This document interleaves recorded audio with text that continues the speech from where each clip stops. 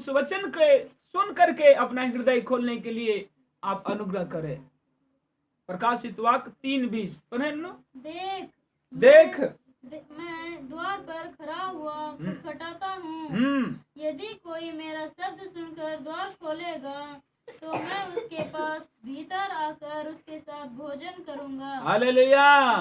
यीशु मसीह आपके हृदय के करीब इस बात से इंतजार कर रहा है कि तुम्हें मैंने इसीलिए सारे कामों से, सारे चीजों से इसीलिए घर में इकट्ठा कर दिया है कि मेरे लिए अपना हृदय की दरवाजा खोलो। मैंने तुझे घर का दरवाजा इसीलिए बंद कर दिया है कि तू अपने हृदय का दरवाजा खोल, अपनी मन का दरवाजा खोल कि तेरा परमेश्वर तेरे अंदर और तू प्रभु के अंदर होकर के एक साथ होकर के हम भोजन करें। हालेलुया। इसलिए परमेश्वर ने आपको घर के दरवाजे के अंदर कैद रखा, इसलिए दरवाजा बंद किया ताकि खुद परमेश्वर आए और अकेले में आपसे बात करे, अकेले में आपको अपनी आत्मिक भोजन खिलाए और आप प्रभु के साथ, आप प्रभु आपके साथ एक होना चाहते। हालेलुया। एक और हम बात आपके जीवन में प्रकाशन देना चाहते हैं। हम बाइबल में पढ़ते हैं कि जिस समय हम अपने पापों से मन फिराकर यीशु मसीह पर विश्वास लाते हैं और हम मान लेते हैं कि मैंने पापी है, और हम विश्वास कर लेते हैं यीशु मसीह हमारे पापों के लिए मरा और क्रूस पर अपना प्राण दिया, लहू बहाया और वह गाड़ा गया और तीसरे दिन जी उठा। जब हम विश्वास करते हैं तो हम पाप से क्षमा पाते हैं, और जब हम पवित्र हृदय से पवित्र आत्मा का आह्वान करते हैं पाप से क्षमा पाकर, तो पवित्र आत्मा मेरे अंदर आता है और मेरे अंदर वास करता है। तो आप ये लोग जानते हैं कि जब मैंने मन फिराया और प्रभु पर विश्वास किया, प्रभु मेरे अंदर आ गया। लेकिन प्रभु आज कहता है मैं तेरे अंदर आ गया हूं, लेकिन तू मेरे अंदर कब आएगा? हालेलुया। मैं तेरे अंदर उसी दिन आ गया जब से तूने पाप से मन फिराकर मुझ पर विश्वास किया और ये जान लिया कि मैं तेरा प्रभु हूं। उस दिन मैंने तेरे अंदर आया। लेकिन तू कब मेरे अंदर आएगा? जब तू ये जान गया है कि मैं तेरा रचने वाला खुदा, तू मेरे अंदर कब आए? याद रखिए, परमेश्वर आपके अंदर, वो महान परमेश्वर, बाइबल में बताती है वह परमेश्वर इतना महान है कि स्वर्ग में सबसे ऊंचा स्वर्ग में भी नहीं समाता। वह महान और विराट परमेश्वर को हम देखते हैं। उतना बड़ा परमेश्वर अपने आप की महिमा को त्याग कर अपने आप को इतना छोटा बना दिया कि वो मेरे अंदर हृदय में बस सके। इतना अपने आप को नीचा किया ताकि हमारे साथ रह सके, मेरे अंदर रह सके, मेरे हृदय में रह सके, हमसे बातें कर सके, हमारे साथ चल सके। इसीलिए उसने अपने आप को किया। हालेलुया। क्या तू अपने महान महिमा को कब त्यागेगा? कब अपनी महिमा को, कब अपने स्वार्थ को, कब गुस्सा को, कब झुंझलाहट को, कब पाप को त्याग कर, कब स्वार्थ को त्याग कर, कब अपने मन की इच्छा को त्याग कर मेरे अंदर तुम कब आओगे? मैंने तो स्वर्ग की महिमा को त्याग कर तेरे अंदर आ गया, लेकिन तू अपना क्रोध, अपना गुस्सा, अपना स्वार्थ, अपना व्यक्तिगत लाभ का त्याग कर, क्रोध को त्याग कर कब मेरे अंदर तुम आओगे? परमेश्वर इसका इंतजार कर रहा है। और यह समय यही है कि आप अपने आप को खुदा के अंदर समर्पण करें।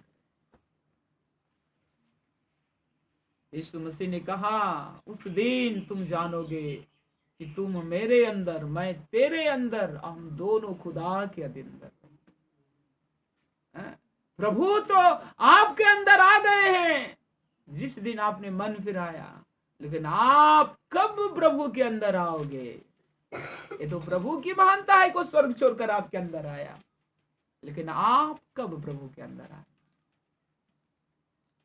अपने ज्ञान की बातों को सुनना छोड़ दो, अपनी मन की बातों को सुनना छोड़ दो, अपनी लाभ की बातों को सुनना छोड़ दो, बल्कि खुदा की बात आज सुन लो। तुम कब खुदा के अंदर आओगे? और जब तक हम खुदा के अंदर नहीं आएंगे, उसका जीवन मुझ में नहीं बहेगा। एक वचन हम आपको पढ़ाते हैं, गलातिया के पुस्तक 2:20 में पौलुस एक वचन को वहां पर प्रकट करता है। पढ़ें, गलातिया मैं मसीह के साथ 2:20, गलातिया की पुस्तक के 2:20 पढ़िए। मैं मसीह के साथ क्रूस पर चढ़ाया गया हूँ, अब मैं जीवित न रहा। यहाँ कर रहा है, हम मसीह के साथ क्रूस पर चढ़ाया गया हूँ, अब हम जिंदा नहीं रहे, बल्कि मसीह मुझ में जिंदा रहे। यहाँ पर पौलुस कर रहा है, कह रहा है हम मर गए ताकि मसीह मुझ में जिंदा रहे। जब तक हम नहीं मरेंगे अपने स्वार्थ के लिए, जब तक हम अपने क्रोध के लिए नहीं मरेंगे, जब तक हम अपने स्वाभिमान के लिए नहीं मरेंगे, जब तक हम अहंकार के लिए नहीं मरेंगे, जब तक अपने अधिकार के लिए नहीं मरेंगे, मसीह मुझ में नहीं जी सकता सतत रूप से। हालेलुया। तब मैं मसीह के साथ क्रूस पर चढ़ गया और मैं मर गया ताकि मसीह मुझ में जिंदा रहे। जब तक हम जीवित रहेंगे तब तक मसीह मुझ में जीवित नहीं रह सकता। भले आपके अंदर आया है, लेकिन आपके हृदय के एक कोना में सट करके एक बिल्ली के समान बैठा हुआ है, दुबक करके, वो कुछ नहीं कर सकता। इसीलिए नहीं कर सकता क्योंकि आपके मरने की इंतजार कर रहा है, आप अपने जिद को मारने की इंतजार कर रहा है परमेश्वर, आप अपने स्वार्थ के मारने की इंतजार कर रहा है। कब तू मेरे अधीन होगा, इंतजार कर रहा है। मैं तेरे हृदय में आकर तेरे अधीन हो गया हूं। तू मुझे कहता है, हे प्रभु मुझे चंगा कर, और मैं चंगा करता हूं। तू मुझे कहता है मुझे ये समस्या हो गया है, उसे छुटकारा दे, वो छुटकारा देता है। कहता है मेरा प्रभु मेरा काम खराब हो गया है, मेरे काम को दे, वो काम को करके देता है, सब कुछ करके देता है। क्यों आज परमेश्वर देता है आपको सब कुछ करके? क्योंकि परमेश्वर आपके अधीन है। हालेलुया। लेकिन इस अधीनता को आपको जीवन मिलने वाला नहीं जब तक आप अपने आप को प्रभु के अधीन ना कर दें, तब तक जीवन नहीं। हालेलुया। जीवन दो प्रकार की होती है, एक जो हमारा शरीर में जीते हैं, ये एक जीवन है, और ये शरीर के मरने के बाद जो एक जीवन है, वो एक जीवन है। लेकिन हम इस शरीर में जो रहते हैं और आंख से जो देखते हैं और सोचते हैं समझते हैं, उस जीवन के लिए तो बहुत प्रार्थना करते हैं कि प्रभु मुझे ये जीवन दो, जीवन दो, जीवन दो, हमें काम दो, हमें भोजन दो, कपड़ा दो, रोटी दो, मकान दो, बेटा बेटी सब दो। कितना प्रार्थना करते हैं, लेकिन ये जीवन मरणहार जीवन है। हालेलुया। ना रोटी जाएगी मेरे साथ, ना कपड़ा जाएगी मेरे साथ, ना मकान जाएगी मेरे साथ, ना ये शरीर भी जाएगी मेरे साथ। तब तो फिर इसी नासवान के लिए हम कितना घंटा प्रार्थना करते हैं, लेकिन उस जीवन को प्राप्त करने के लिए हम क्या करते हैं? आज उस जीवन के लिए हमें प्रार्थना करने की जरूरत है। उस जीवन को पाने के लिए अपने आप को मारने की जरूरत है, अपनी आकांक्षाओं के मारने की जरूरत है, अपने स्वार्थ को मारने की जरूरत है, अपने गंदे सोच को मारने की जरूरत है, अपने गंदे विचार को मारने की जरूरत है, और अपने आप को खुदा के अधीन करने का जरूरत है आज, ताकि हम मरे और खुदा मुझ में जिए। कौन सा जीवन जिए? अनंत जीवन मुझे अंदर उत्पन्न कर। हालेलुया, ये है मसीह का जीवन। दूसरा वचन आप पढ़ें, पहला कुरिन्थियां 9 अध्याय 27 वचन को पढ़ें। दूसरा कुरिन्थियां 9 अध्याय 27 वचन को।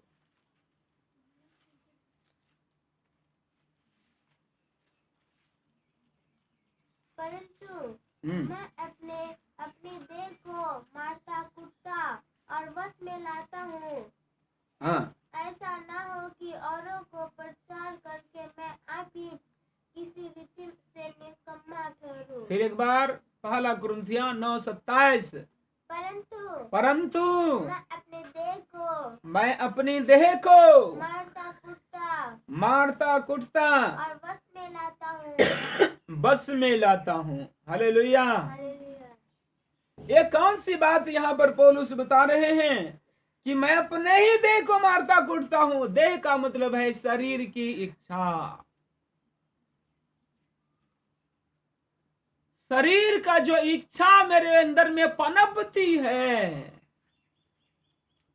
भौतिक इच्छा जो मुझ में पनपती है, उस इच्छा को वो मार कूट करके परमेश्वर के आत्मा के अधीन रखता था। इसलिए पौलुस कहता है परमेश्वर का जीवन मुझ में। हम इसलिए क्रूस पर जिंदा नहीं रहा, मसीह मुझ में जिंदा है। क्यों ये बात बोल पा रहा है? क्योंकि वह अपनी शारीरिक इच्छा को, अपने बिगड़े हुए इच्छा को, अपने स्वार्थ को, अपनी आकांक्षाओं को, अपने घमंड को वो मार मार करके उसको परमेश्वर की आत्मा के अधीन बना देता था। तब मसीह का स्वभाव उसके अंदर गया। तब वो फिलिपियों की पुस्तक में ही कह पाया है कि मेरी सी चाल चलो, क्योंकि वो खुद किसके जैसा चला? मसीह के जैसा चला। इसलिए अगर हम भी अपने शारीरिक इच्छा को मार मार कर प्रभु की आत्मा के अनुसार, मतलब प्रभु की आत्मा के अनुसार हम कैसे मारेंगे? प्रभु का वचन बताती है, जब शारीरिक इच्छा उत्पन्न करने के लिए शैतान ने यीशु मसीह को दबा दिया, तो प्रभु यीशु मसीह ने वचन के तलवार से, वचन आत्मा है, बाइबल पर है ना, वचन क्या है? यीशु मसीह ने कहा है, यूहन्ना रचित सुसमाचार 6 अध्याय पढ़िए, 6 अध्याय, तब पता चल जाएगा कि वचन क्या है। 63 वचन पढ़िए, 6 अध्याय 63 वचन। यूहन्ना रचित सुसमाचार। आत्मा तो जीवनदायक है। आत्मा जीवनदायक है। शरीर से कुछ लाभ नहीं। शरीर से कुछ लाभ नहीं। जो बातें मैंने तुमसे कही है आत्मा है और जीवन भी है। यहाँ प्रभु का वचन बताती है, परमेश्वर का जो वचन है वह आत्मा है।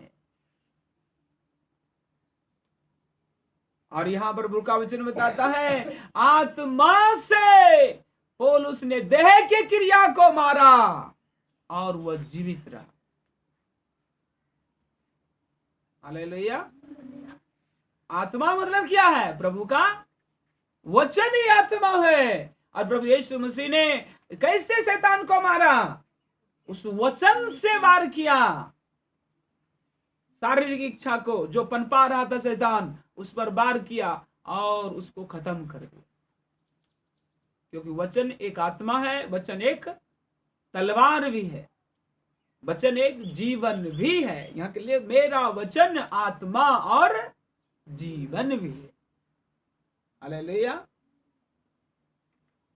तो यहाँ आत्मा के भी परमेश्वर का वचन आत्मा है। इसीलिए रोमियो की पुस्तक 8:13 में पढ़िए एक वचन। रोमियो की पुस्तक 8 अध्याय 13 वचन में पढ़िए 8 अध्याय 13 वचन, रोमियो की पुस्तक। क्योंकि यदि तुम शरीर के अनुसार दिन काटोगे तो मरोगे।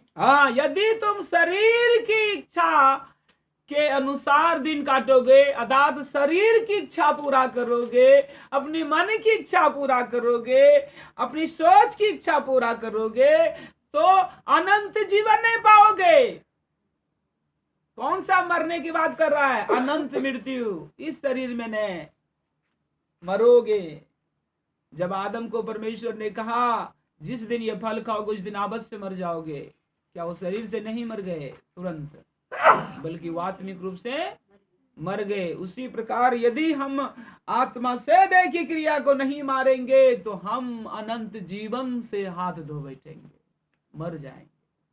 लेकिन पर आगे, परंतु आत्मा से देह की क्रिया को मारोगे तो जीवित रहोगे। आत्मा से देह की क्रिया को मारोगे। अर्थात इसका क्या अर्थ है कि प्रभु के वचन के अनुसार शरीर की इच्छा को समाप्त कर दोगे। इसी के विषय में पौलुस ने 1 कुरिन्थियों 9:27 में लिखा, अपने ही देह को मारता कुटता हूं। कैसे?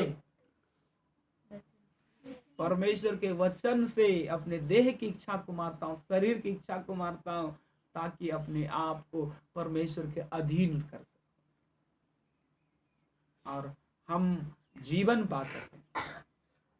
पौलुस इतना बड़ा प्रचारक था और वो कहता है ऐसा ना हो कि दूसरे को उपदेश देकर के मैं खुद निकम्मा ठहरूं। कैसे निकम्मा मनुष्य होता है? जब अपने शरीर की इच्छा अपने ही से आत्मा से नहीं मारता और वो अपनी इच्छा में जीता है, तो दूसरे को भले वो सुन सुनकर लोग जीवन पाले, लेकिन वो खुद नष्ट हो जाएगा। याद रखिए, मसीह के साथ जीवन केवल उसी का है जो आत्मा के द्वारा शरीर की इच्छा, अपने पाप की इच्छा को, शैतान की इच्छा को मारता है। और एक दिन नहीं, रोज नियंत्रण यह युद्ध है, मारते रहता है, वो जीवन पाता है। हालेलुया। याद रखिए, परमेश्वर का वचन आत्मा भी है और परमेश्वर का वचन तलवार भी है। परमेश्वर का वचन जीवन भी है, परमेश्वर का वचन रोटी भी है। हालेलुया। याद रखिएगा, परमेश्वर का वचन स्वयं परमेश्वर है। सोचिए, वो वचन क्या है? वचन स्वयं परमेश्वर है, वचन रोटी है, वचन क्या है? वचन क्या है? में आत्मा का आत्मा है। और वचन क्या है? आत्मा का तलवार भी है। और वचन क्या है? और वो परमेश्वर का वचन जो है एक जीवन का ज्योति भी है। जो भजन संगीता 119 का 105 में लिखा है, तेरा वचन मेरे पांव के लिए दीपक और मेरे मार्ग के लिए उजाला है। ऐसा प्रभु का वचन बताती है। तो आज इस वचन के द्वारा परमेश्वर आप सबको बहुत सारी आशीष दे। और हम आज प्रभु ने जो हमें उभारा है बस इस बात से कि परमेश्वर आपको अपने घर में इसलिए रखा है कि आप निराश ना हो, बल्कि इसलिए रखा है कि आप आत्मा में उत्साह पा करके अपने शरीर को बस में करके अपने आप को खुदा के अधीन कर दो और परमेश्वर से सुनो वो बड़े बड़े बातें, आशा की बातें, भविष्य की बातें, बड़े बड़े प्रकाशन आपको देगा। वो आनंद की बात सुनाई देगा। सारे वचन में लिखता है, बाइबल पढ़िए, भजन संगीता 1 अध्याय दूसरा वचन में लिखता, दूसरा या तीसरा वचन में पढ़िए, भजन संगीता 1 अध्याय,